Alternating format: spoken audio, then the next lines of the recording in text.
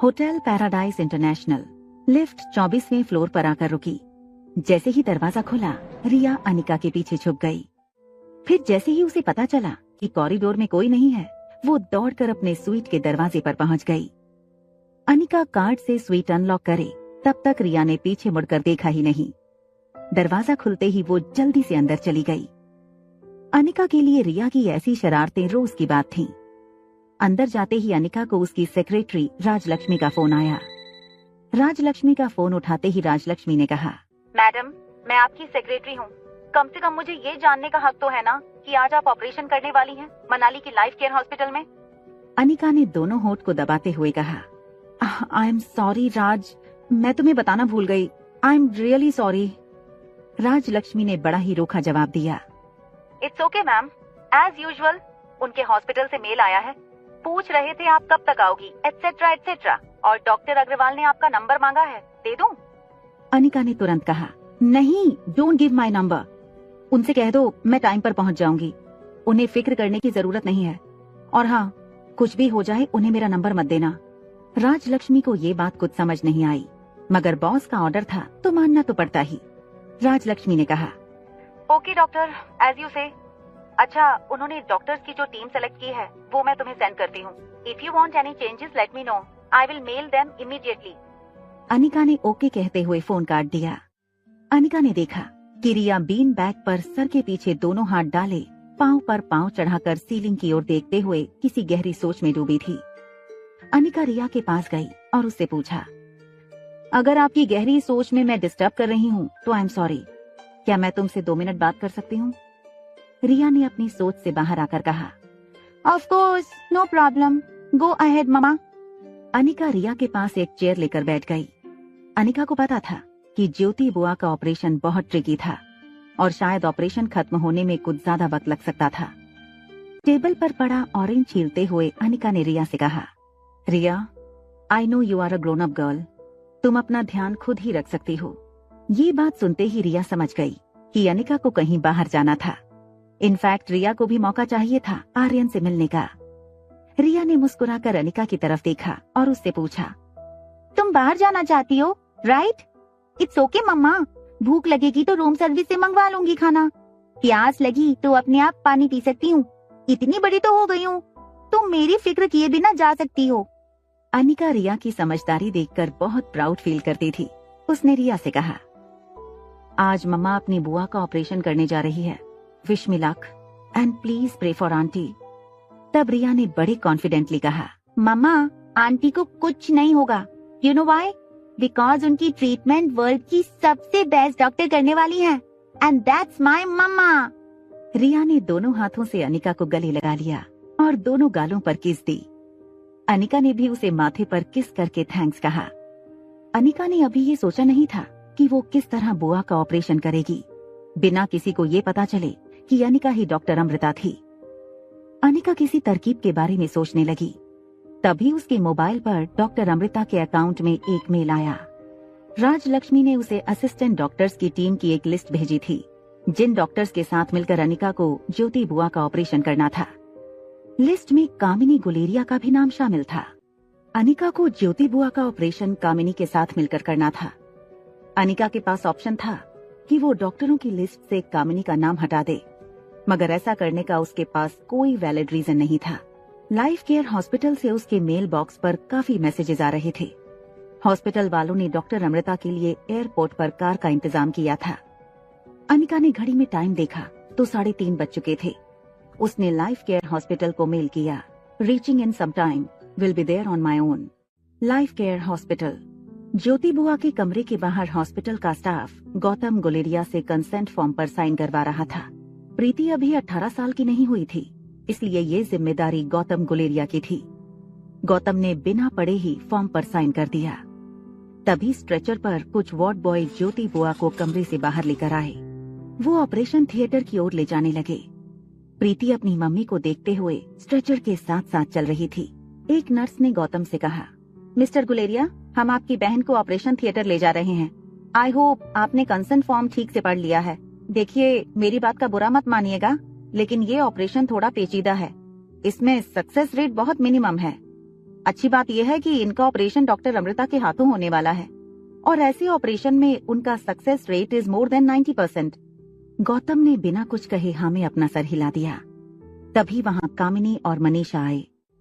कामिनी ने अपना operating gown पहन रखा था और चेहरे से बहुत खुश नजर आ रही थी। मनीषा भी खुश थी क्योंकि आज उसकी बेटी इंडिया की सबसे बड़ी सर्जन के साथ मिलकर ऑपरेशन करने वाली थी। कामिनी ने अपनी जेब से फोन निकालकर सोशल मीडिया पर रील बनाना शुरू कर दिया। एक फोटो के कैप्शन में लिखा, waiting for the super dock.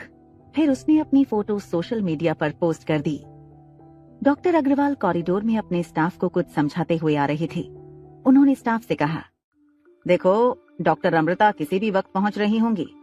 Operation theatre में सारे इक्विपमेंट्स तैयार रखो और मिसेस ज्योति को अंडर ऑब्जर्वेशन रखो। Check her blood pressure, sugar level and give me the reading and listen very carefully. ये सिर्फ हमारी हॉस्पिटल की प्रेस्टीज का सवाल नहीं है, बल्कि किसी की जान का सवाल भी है। It's a very complicated operation after all.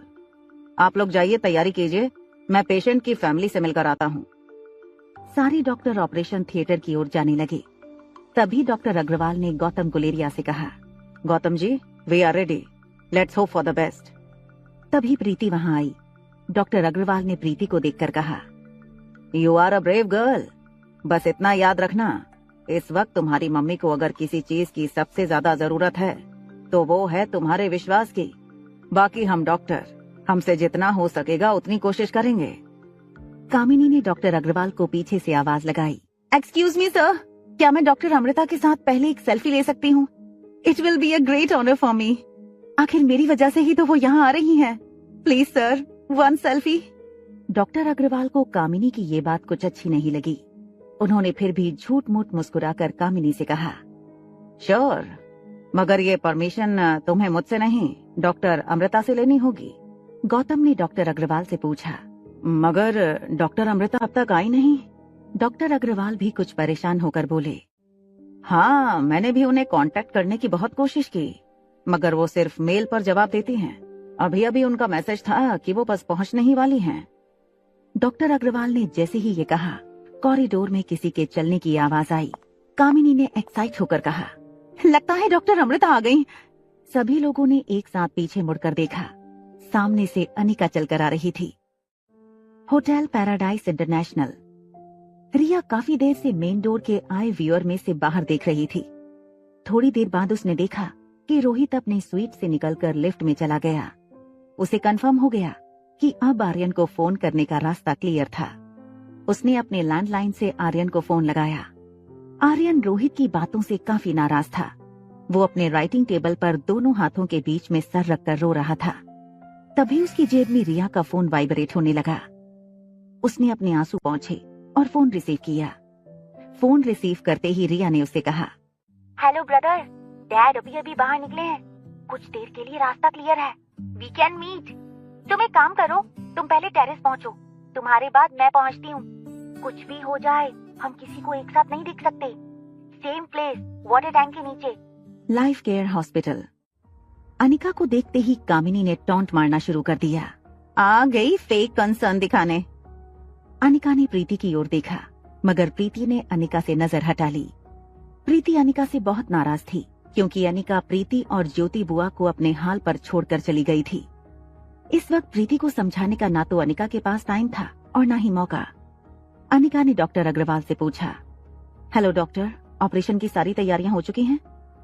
ये बात सुनकर गौतम कुछ सोच में पड़ गए। उन्होंने अनिका से सवाल किया, तुम्हें कैसे पता कि आज ज्योति का ऑपरेशन है? अनिका को समझ नहीं आया कि वो इस सवाल का क्या जवाब दे। उसने डॉक्टर अग्रवाल की तरफ देखकर कहा, वो मैंने ही तो उन्हें रिक्वेस्ट की थी आने के लिए। डॉक्टर अग्रवाल ने कामिनी की ओर देखकर कहा, मगर कामिनी तो कह रही थी कि डॉक्टर अमृता उसके बुलाने पर आ रही थी। अपने आप को झूठा साबित होने से बचाने के लिए कामिनी ने अपनी आवाज ऊंची कर ली। वो चिल्लाकर कहने लगी, What do you mean by that? Sir, ये अनपढ़ गवार कैसे बुला सकती है इतनी बड़ी डॉक्टर को? इससे पूछिए, ये जानती भी है डॉक्टर कौन है? कितनी बड़ी डॉक्टर है वो। बेंगलुरु, मुंबई, कोलकाता, हर जगह मेडिकल कॉलेज में डॉक्टर अमृता की केस स्टडी सिखाई जाती है। उनके 1 घंटे की कीमत लाखों रुपए है। 90% से ज्यादा सक्सेस रेट। बड़े से बड़ा बिजनेसमैन हो या पॉलिटिशियन हो, उनकी एक अपॉइंटमेंट के लिए महीनों तक इंतजार करते हैं सब। वो डॉक्टर अमृता तुम्हारे कहने पर आएंगी ऑपरेशन करने? इम्पॉसिबल। कामिनी की बातों से कहीं ना कहीं डॉक्टर अग्रवाल भी सहमत थे। उन्होंने बात को टालते हुए कहा, चलो अब किसने बुलाया है उससे क्या फर्क पड़ता है। हमारे लिए इम्पोर्टेंट ये है कि मिसेस ज्योति का ऑपरेशन डॉक्टर अमृता के हाथों होने वाला है, which is in the best interest of her treatment. Manisha Guleria ने मौका देखा। वो डॉक्टर अग्रवाल के सामने अनिका को नीचा दिखाने के लिए अनिका के पास आई।